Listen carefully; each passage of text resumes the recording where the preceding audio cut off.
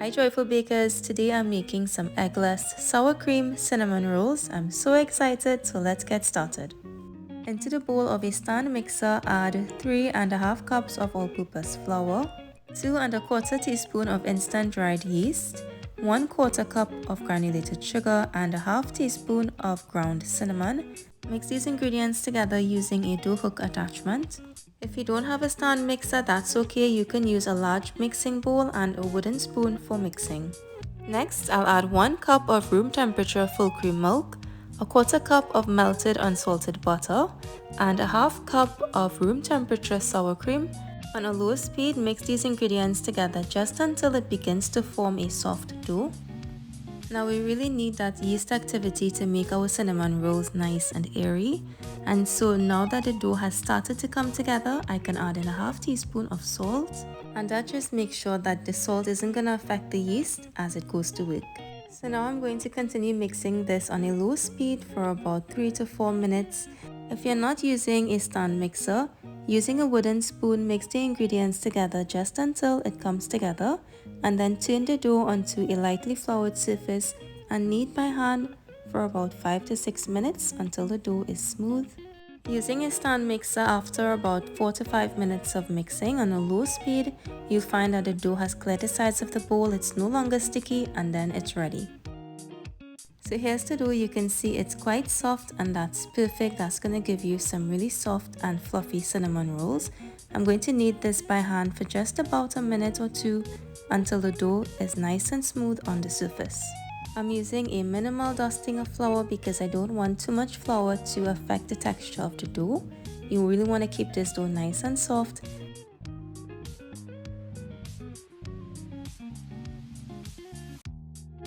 So here's the dough finished kneading. It's nice and smooth on the surface, but it's still just a little bit sticky, and that's okay. So I'm going to place this into a greased bowl, and you can cover this using a kitchen towel, or you can even cover this with plastic wrap. Just be sure to leave enough room for the dough to double in size. I'm going to set this aside until it's doubled in size. Now before the dough is ready, you'll want to prepare your baking pan. So into a 9.5 by 13 inch baking pan, I've added 1/3 cup of melted unsalted butter. Spread this around the bottom of the pan, and next I'll sprinkle an even layer of 1/2 cup of dark brown sugar. And this is going to give the top of the cinnamon rolls a nice sticky and buttery glaze when you flip it over. Set this pan aside, and now I can check on my dough. So you can see it's nicely risen. It has doubled in size, and I can just smell the cinnamon and the sour cream.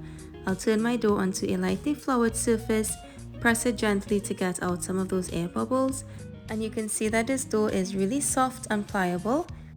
Add a light dusting of flour to the surface of the dough and roll it out to about 1/2 inch in thickness, and you're aiming for a rectangle roughly 12 by 18 inches. For those sharp angles at the corners of the rectangle, I like to roll the dough out at the corners and in at the middle, and that gives you a nice edge.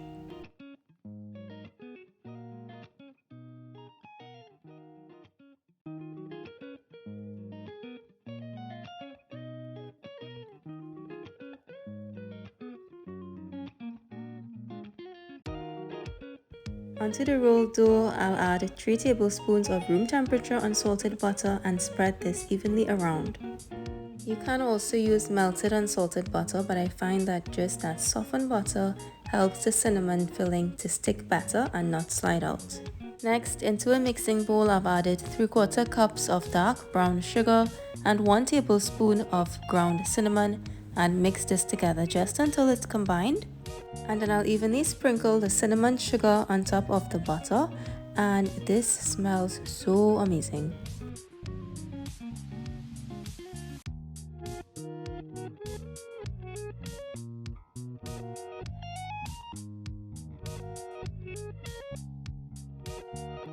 Maybe you can even add some pumpkin spice in here to take this up to another level.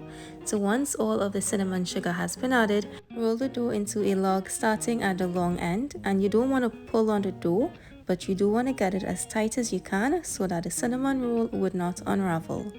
Keeping the seam side down, I'll gently press on the dough to get out any air bubbles, and using a serrated knife, cut the roll into 12 even slices. If you're like me and you want to have your cinnamon rolls all the same height, you can use a ruler to help you mark the cinnamon rolls before you slice.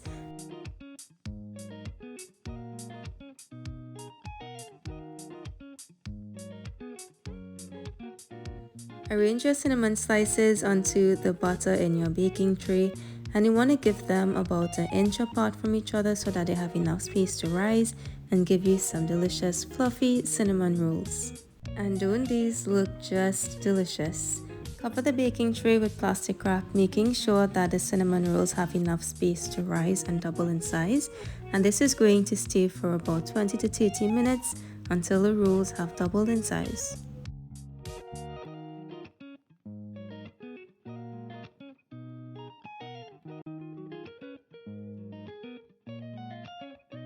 These cinnamon rolls are fluffy, they've risen just perfectly, and they're ready to go into the oven at 375 degrees for 15 to 17 minutes until they're golden brown at the top.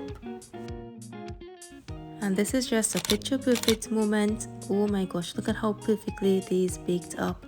The top is golden, it's brown, it's crisp.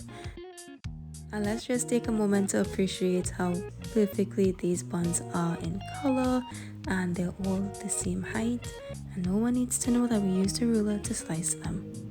After only 2 minutes and no longer, I'll run a spatula along the sides of the pan and flip the cinnamon rolls over. If you leave the cinnamon rolls to cool in the pan longer than 2 minutes, it's quite possible that that sugar mixture is going to solidify and it's going to glue the cinnamon rolls in the pan. Full disclosure, that actually happened to me. I got carried away with the video, but let this be your reminder. Do not wait longer than 2 minutes to remove your cinnamon rolls from the pan. Let's just pretend that never happened.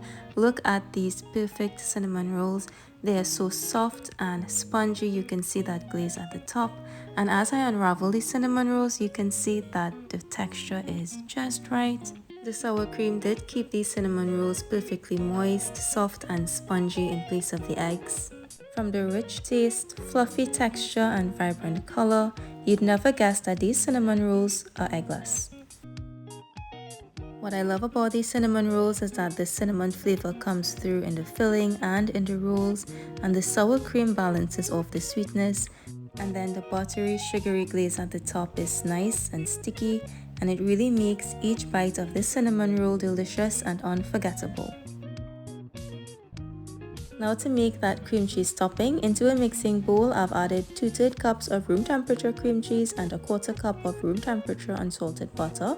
Mix these together on a medium speed until it's nice and fluffy, and next I'll add in 1/2 cup of sifted icing sugar and 1/2 teaspoon of vanilla extract. Fold these ingredients together and then mix on a medium speed for 3 to 5 minutes until it's nice and smooth. Because I don't want overly sweet cinnamon buns, I've only added 1/2 cup of icing sugar, but you can add more for a sweeter taste. And now you can easily spread that creamy, delicious cream cheese frosting over the cinnamon rolls. If you wanted to, you can add some chopped pecans, walnuts, or even some fresh berries on top of the cream cheese frosting, but this looks pretty perfect as it is. These cinnamon rolls are great with a hot cup of tea or coffee. The cream cheese frosting is not very sweet and it does add a nice flavor and texture to the cinnamon rolls. But the cinnamon rolls also have a nice rustic look and a sticky texture to the top. I do hope you guys try this recipe. These cinnamon rolls are soft, spongy, and they taste cinnamony and amazing. If you enjoyed this video, you can find more of my amazing recipes at facebook.com/joyfuloven and youtube.com/joyfuloven. Until next time, happy baking!